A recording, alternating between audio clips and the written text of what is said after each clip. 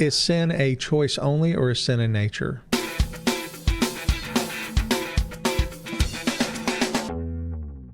I know when it comes to the issue of fairness, I think that what I said is true, and I would like to hear your thought when I say that there's a sense in which there isn't really any unilateral fairness in the world, because even being born in America, there is life's a sense not fair generally. Yeah, and you know, a while back, you and I were in a Twitter back and forth with a guy who was arguing about whether or not somebody who never hears the gospel, if they can still be saved. And that's not, I want to go there right now, because I know we may disagree on some of that. But the issue, though, was the issue of, okay, what if a guy only hears it once?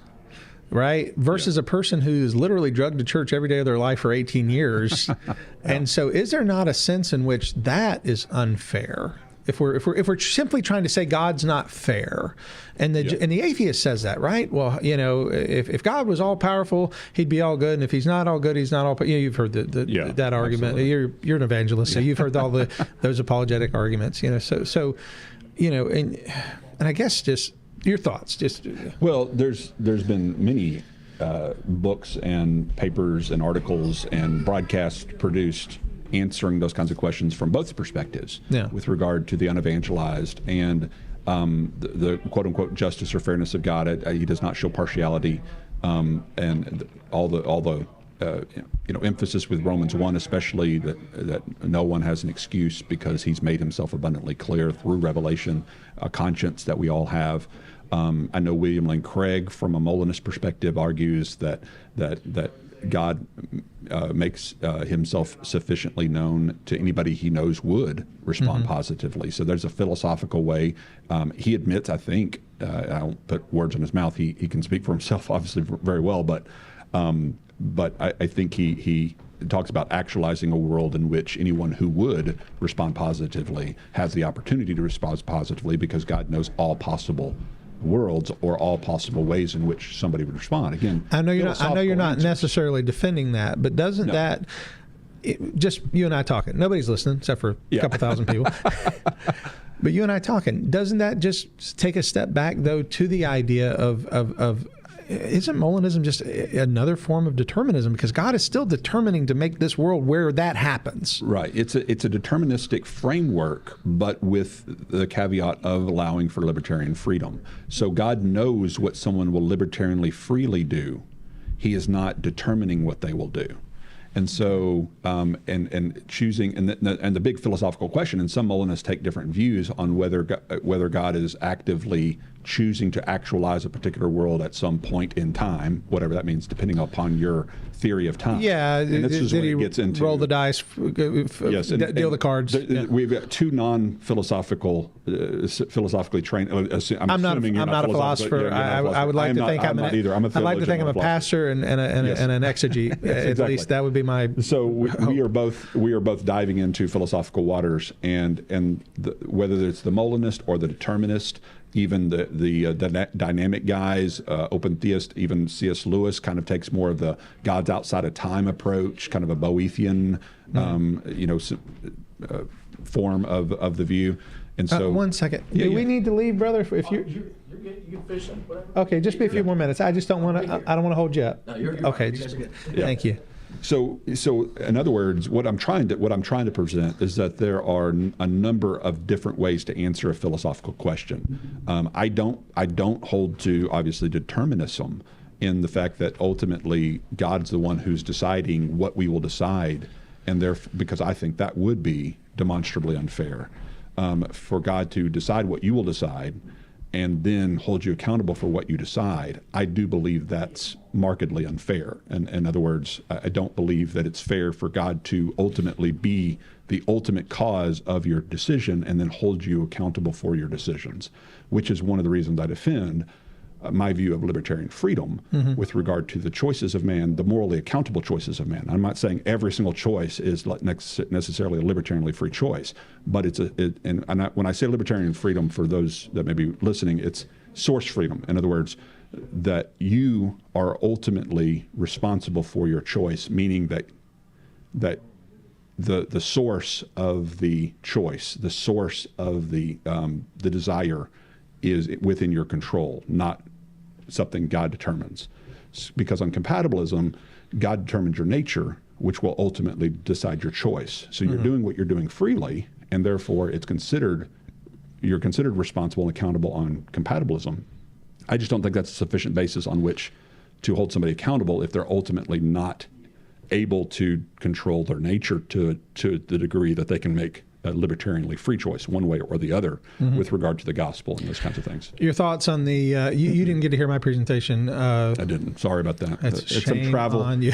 Some travel situations. I was actually aiming to be here. But I mentioned that the Lutheran perspective, again, not hashtag you're Lutheran, but the Lutheran perspective of man is free in everything that is beneath him, but not free in those things which are above him. That is a phrase that they use, and I'm sympathetic to that. I understand what they're saying. They're trying. I think in a way, Edwards sort of tried to make that same argument with his understanding of the freedom of the will, that man has a free will to do those things that he desires to do.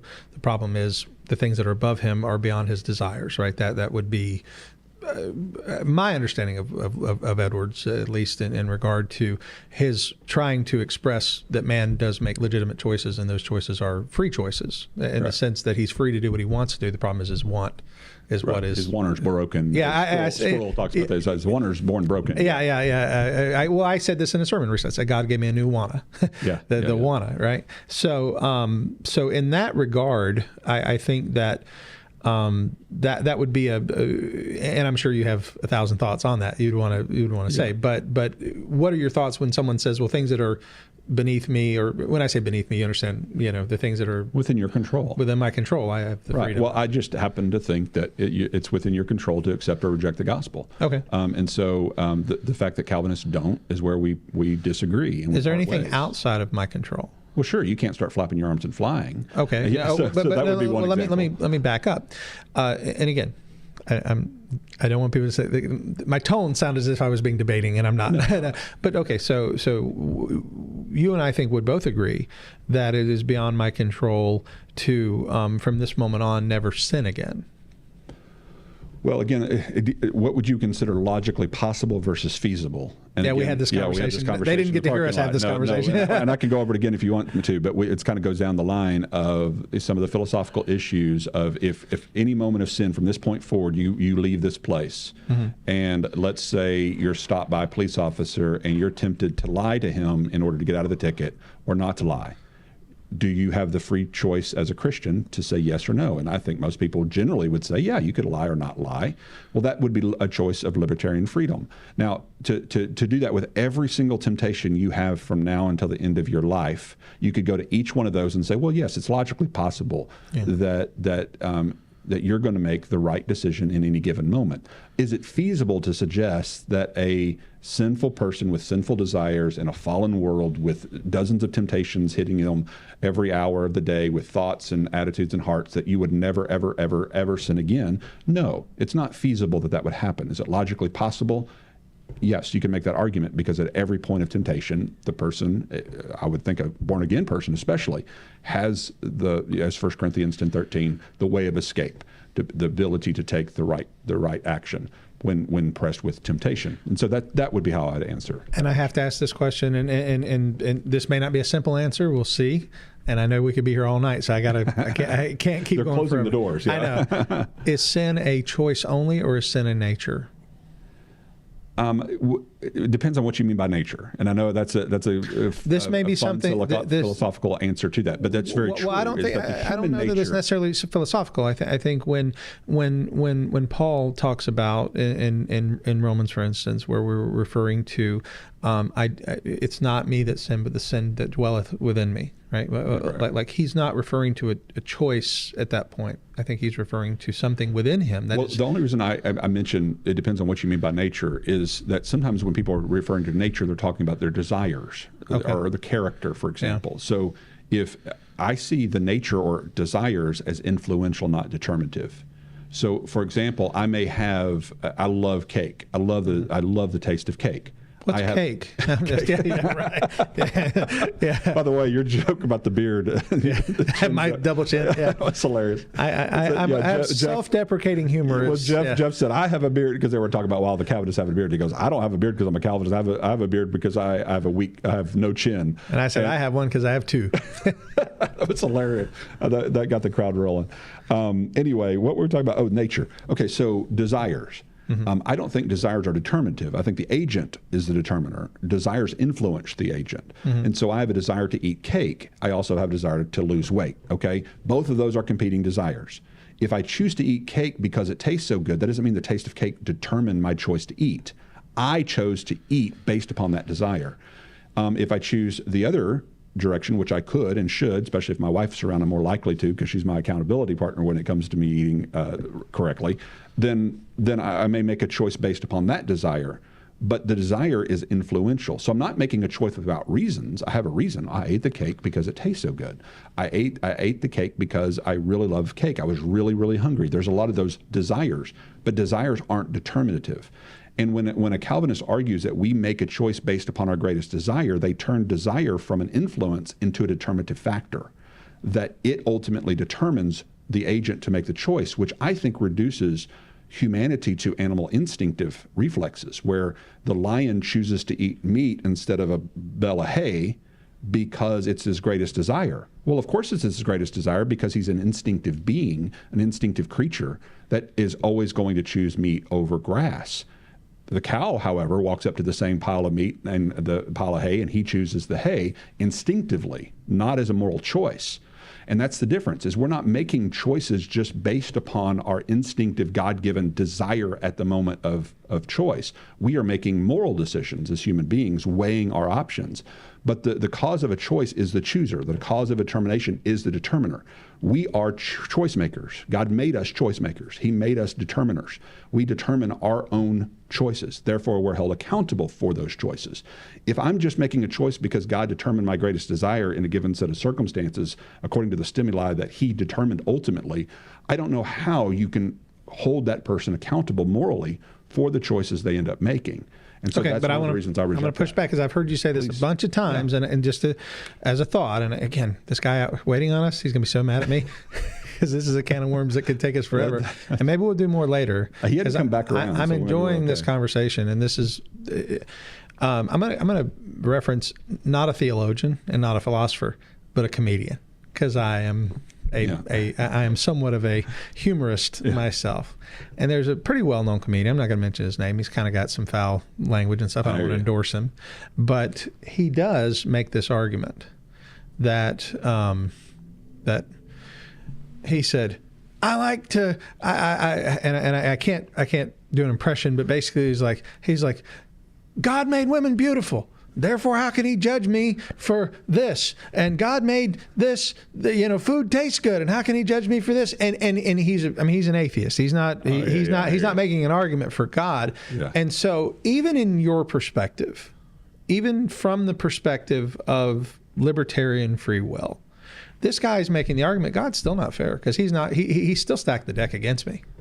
Well, and that's why you've got to understand that God has given us desires. And desires within their proper context are beautiful gifts. The desire for sex, the desire. But our desires are corrupted. You would agree? When they're taken out of the context of what God has given within His parameters, sin is breaking of the law of God. So, eating, thank God, it's not sinful to eat, but you become gluttonous, or you become overindulgent, or you sexual desires. Nothing wrong with sexual desires. God created us for sexual desire, but that goes outside of the confines of marriage. Then it becomes sin. And so sin is when you break the law of God, not when you fulfill a desire that God gave you. And so I have a desire to drink. I'm thirsty. Nothing wrong with quenching that desire. What becomes wrong, obviously, is when you use that desire to fulfill your own selfish desires in contrast and in contradiction to the law of God, because that's what sin is contradicting the law of God, contradicting His desire for you, for what's best for you. Mm-hmm. And so I think that has to be really spelled out real clearly, because sometimes we can we can make it's almost like the racist comment, that everything's racism. And so then nothing's racism. Yeah. It's like if you call everything sin, then nothing's really sin, because it's just, you've made it so broad. Yeah. It loses its, I think, significance, its power. And I'm not accusing you of doing that necessarily, or even Calvinists necessarily. I'm just saying sometimes it can be taken too far to the point where you define sin in such a way that it becomes so nebulous that everything falls within it. And I don't necessarily think that's the way the Scripture defines it.